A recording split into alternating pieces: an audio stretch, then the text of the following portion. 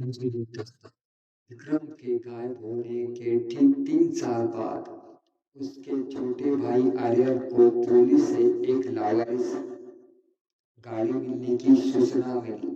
गाड़ी हाईवे के किनारे एक घने जंगल की मुहाने पर खड़ी थी। पुलिस को विक्रम का कोई सुराग नहीं मिला था, लेकिन आर्यन का मन मानने को तैयार नहीं था।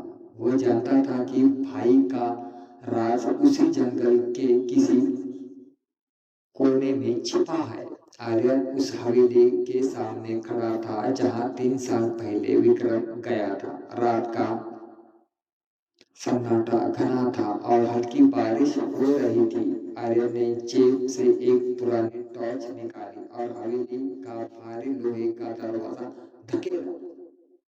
वही पुरानी सीजन से भरी बदबू हवा में तैर रही थी। उसने अपने फोन में अपने और विक्रम के बचपन की तस्वीर का वॉलपेपर देखा और अंदर कदम रखा। इस बार ऊपर से घुंघरू की आवाज नहीं आई। हवेली एकदम शांत थी, एकदम बेजान। आर्यन सीढ़ियां चढ़कर सीधी उसी कमरे में पहुंचा जिसके बारे में विक्रम ने अपनी आखिरी डायरी में लिखा था। कमरे के बीचों बीच वह पुरानी नक्शीदार कुर्सी रखी थी। वो अब बिल्कुल शांत थी। कुर्सी से सामने वही बड़ा शीशा था जिस पर अब धूल और काली फफूंद जमी हुई थी। आर्यन ने हिम्मत बांधी और शीशे के सामने खड़ा हो गया। उसने अपनी आस्तीन से शीशे के धूल को जोर जोर से साफ करना शुरू किया। शीशा साफ होते ही आर्यन का सांस लेना थम गया। शीशे के अंदर आर्यन के अक्स के ठीक पीछे एक आकृति खड़ी थी, लेकिन इस बार वो सफेद लिबास वाली रूह नहीं थी। वह आकृति विक्रम की थी।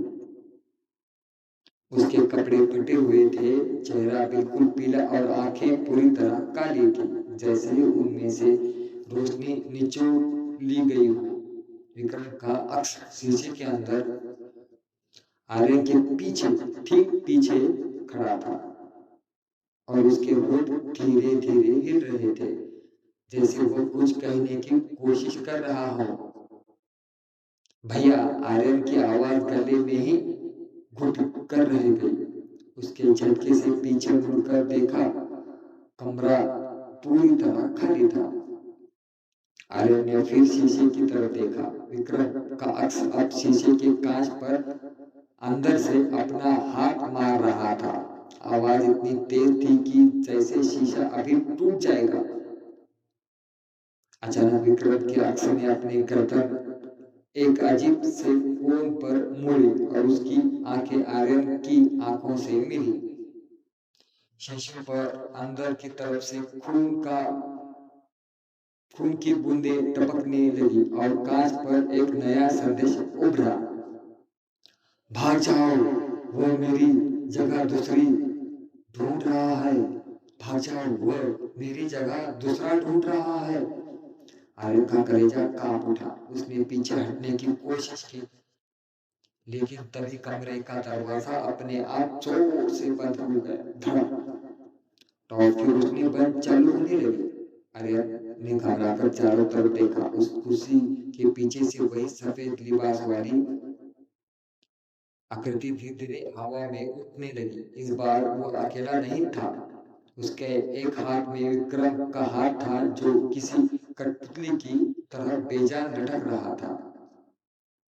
आकृति ने अपना चेहरा उठाया। उसके लंबे बालों के पीछे कोई चेहरा नहीं था, सिर्फ एक गहरा अनंत अंधेरा था। और उसी अंधेरे से एक फुसफुसाती हुई आवाज आई। विक्रम बहुत अकेला था। शुक्रिया उसके लिए नया साथी लाने के लिए। आर्यन की टॉर्च पूरी तरह बुझ गई और